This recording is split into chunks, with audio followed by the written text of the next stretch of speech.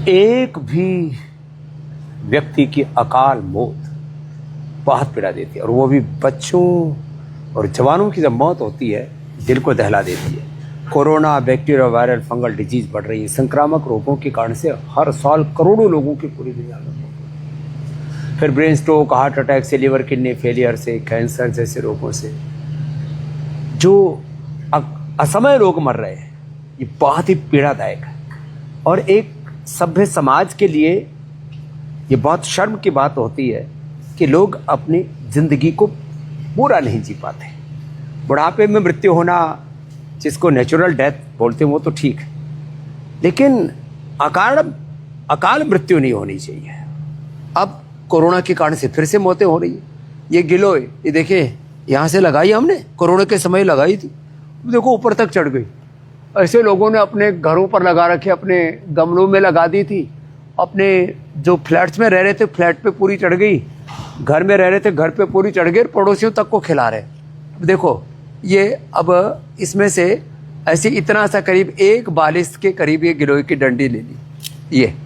ये गिलोय की 1 के करीब ये ऐसी डंडी ले लेते हैं, इसमें से टूट जाती है। ये गिलोय को तोड़ करके ऐसे भी खा सकते हैं इसको, दांतन भी बहुत अच्छी हो जाती है, कुची सी बन गई। देखो गिलोय, नीम की कोपलें। अब जो नीम की कोपल है ना, मंजरी के साथ, इसको पहले लोग खाते थे। कुछ को तो देख के लग रहा होगा कड़वा कड़वा। और आंवला ऐसी। अब टेस्ट जमा, इसमें थोड़ा काली मिर्च, थोड़ा सेंधा नमक, थोड़ी अजवाइन, और थोड़ा हींग, वो खाते हैं। गिलोय, तुलसी, ये तुलसी भी मंजरी के साथ, देखो ये मंजरी के साथ है। नीम भी मंजरी के साथ ऐसे, और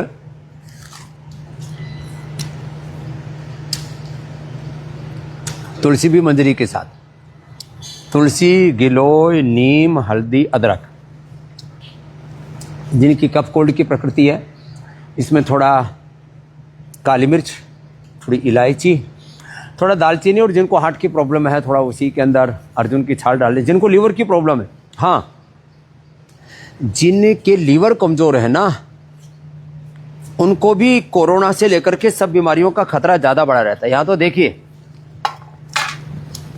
उधर भी तुलसी थी, इधर भी तुलसी है, और ये 12 महीने रहती है। सर्दियों में हम इसको थोड़ा कपड़ा उठा देते हैं, और यहाँ देखो इसके बीज पड़े, और यहाँ से लेकर के पीछे तक पूरी एक श्रृंखला, वहाँ एक बड़ी तुलसी जी है, उसके आगे तक भी पूरी तुलसी की एक लाइन लग गई है। ऐसे अपने भाई ये तुलसी जो है ना, घर में लगाया करें। अब यहाँ सैकड़ों पौधे उग गए इसके चारों तरफ, और थोड़ी दिनों के बाद में ये परिपक्व हो जाती है। तो इन्हीं से ही कोरोना से लेकर के सभी प्रकार के बैक्टीरिया, वायरल, फंगल डिजीज से अपने आप को बचा सकते हैं। संक्रामक रोग, 2 तरह की बीमारियां बोलते हैं, कम्युनिकेबल डिजीज, और इसमें कोरोना से लेकर के सर्दी जुकाम बुखार से लेकर के और टीबी तक की बीमारियां। संक्रामक रोगों से अर्थात कम्युनिकेबल डिजीज से और नॉन कम्युनिकेबल डिजीज से आप अपने आप को बचा सकते हैं। ये छोटे छोटे उपाय अपना करके हमने सबको आंवला, एलोवेरा, गिलोय, गोधन, अर्क और हनी सुबह खाली पेट पीने के लिए बोला है। लोग पीने लग गए। मेरे साथ सुबह सुबह गोघृत का पान भी करते हैं, उससे भी इम्यूनिटी इतनी हाई रहती है कि फिर किसी बीमारी का खतरा ही आपको नहीं होता। हमारे यहाँ तो ये 12 महीने वाला आंवला यहाँ पर रहता है, और गिलो यहाँ भी चढ़ी हुई है, पीछे भी देखो उस पेड़ के ऊपर भी, उसका खंभे के ऊपर साथ भी चढ़ी हुई है, पीछे वाले मकान पर भी। तो ऐसे अपने घर आंगन में तुलसी लगाएं, प्रकृति से जुड़ें, विकृतियों से बचें। और बस एक संदेश आज देना ये चाहता हूँ कि मैं आंवला, एलोवेरा, गिलोय, तुलसी, नीम, हल्दी, पीपल, बड़, बिल्व एक एक जड़ी बूटी के सैकड़ों सैकड़ों लाभ हैं। यही लाभ मैं आपको हर रोज़ बताता हूँ। हम प्रकृति के संस्कृति के उपासक हैं। एक दौर फिर से शुरू होना चाहिए प्रकृति और संस्कृति की उपासना का। इसी से हम रोगों से बचेंगे, बीमारियों से बचेंगे, अकाल मौत के खौफ से भी बचेंगे। जिनकी बहुत ज़्यादा इम्यूनिटी कमज़ोर है, मैं उनको कहूँगा इम्यूनोग्रिट या इम्यूनोग्रिट गोल्ड। जिनके लीवर बहुत कमज़ोर हैं, लिवोग्रिट। जिनकी किडनियाँ बहुत कमज़ोर हैं, रीनोग्रिट। जिनके फेफड़े बहुत कमज़ोर हैं, सासारी ब्रोनकोम। जिनके थायराइड बहुत कमज़ोर हैं, गले बहुत कमज़ोर हैं, उनके लिए ये गले का पॉइंट तो है ही, थायरोग्रिट। जिनके हार्ट कमज़ोर हैं, कार्डियोग्रिट। जिनकी हड्डियाँ कमज़ोर हैं, उनको पीडानिल गोल्ड ऑर्थोग्रिट। और जिनकी स्किन कमज़ोर है, गोदन अर्क के साथ नीम की गोली, जैसे नीम पत्ते बताए थे ऐसे नीम की गोली भी, कायाकल्प पट्टी, या फिर डर्माग्रिट, सोरोग्रिट, मिलियनोग्रिट, ऐसे उपाय करके अपनी इम्यूनिटी को इतना अच्छा बनाइए।